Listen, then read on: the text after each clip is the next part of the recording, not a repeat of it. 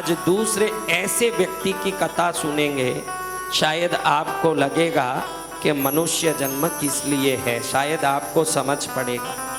इसलिए एक छोटा सा दृष्टांत भी आपको बताऊं। एक भोले बाबा का परम भक्त था। आप में कौन कौन भोले बाबा के परम भक्त हो, हाथ उठाओ। जो परम भक्त हो बाबा के लिए एक बार जयकारा लगाओ, बोले भोले बाबा महाराज की। अब मैं आपको पूछना चाहता हूँ, एक भोले बाबा का परम भक्त था। वो सोचा कि मैं जंगल में जाके बाबा का थोड़ा भजन करूं। वो जंगल में जाके बैठ गया, क्योंकि संसार में बहुत शोरगुल होता है, भक्ति साधना पूरी नहीं हो पाती। भक्ति के लिए एकांत चाहिए, प्रवृत्ति के लिए समाज चाहिए। वो एकांत में जाके बैठ गया, वहां भोले बाबा को रिझाता है। तन मन के सूद बिसर गए हैं, सन्मुख भोले नाथ खड़े हैं। एक टक सारे देख रहे हैं, पार्वती मां साथ खड़ी है। तन मन के सूद बिसर गए हैं, सन्मुख भोले नाथ खड़े। भोलेनाथ भोलेनाथ भोलेनाथ भोलेनाथ भोलेनाथ भोलेनाथ। अब भक्ति जब बढ़ती है तो लगता है कि मुझे प्रभु संभालेंगे, ये बात आता है कि नहीं? लेकिन यही जब जिद बन जाती है तो दुराचार हो जाती है। अब इसके मन में आ गया मेरा हर काम भोले बाबा करेंगे। अब ये जहाँ जाप कर रहा था, वहाँ सामने देखा एक गाय बैठी है। क्या बैठी है? अब इसको गौर से देखने के बाद मालूम पड़ा कि इस गाय के चारों पैर नहीं है।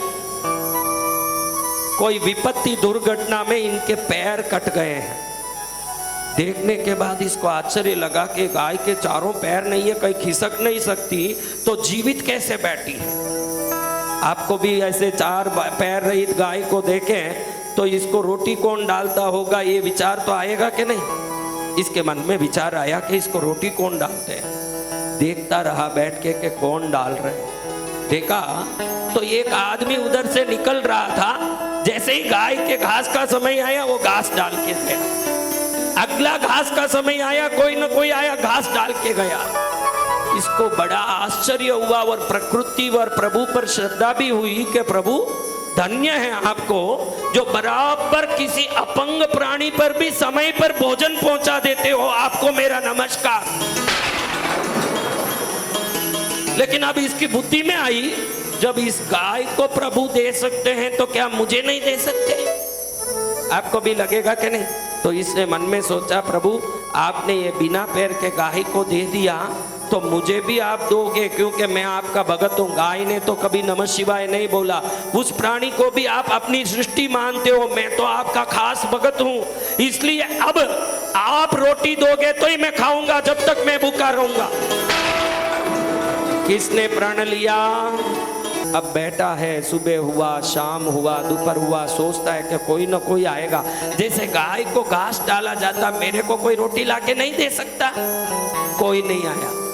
अगले दिन पूरा भूखा रहा। धीरे धीरे शरीर सूख रहा है, पेट जोर जोर से कल रहा है, अंदर से चूहे दौड़ रहे हैं।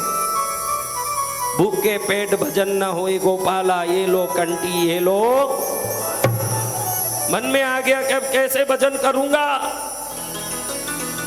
बड़ा थक गया, बेहोशी आ गई। बेहोशी में गिरा तो भोलेनाथ उसके सपने में प्रकट हुए। कहते हैं भैया क्यों बैठा है भूखा?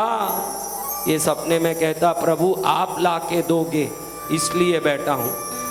प्रभु बोलते हैं अरे मूर्ख, उस गाय को देखा ना, उसके चारों पैर नहीं थे तो मुझे व्यवस्था करनी पड़ी।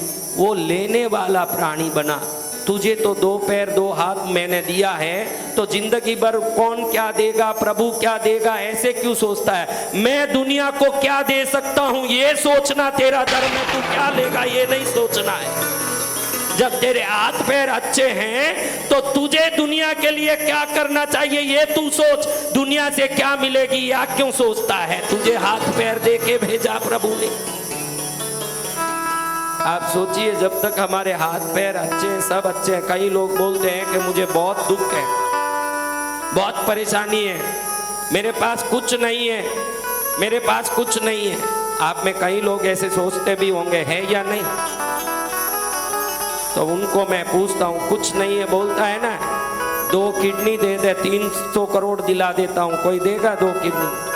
हार्ट दे दे 100 करोड़ दिला दूं, 2 आंख निकाल के दे दे 50 करोड़ दिला दूं, 2 हाथ दे दे 20 करोड़ दिला दूं, 2 पैर दे दे 10 करोड़ दिला दूं। नहीं बाबा कैसे दूं। फिर तो शरीर ही तेरे हजारों करोड़ का ईश्वर ने दिया, तू बोलता है कि मुझे कष्ट नहीं मिला कुछ।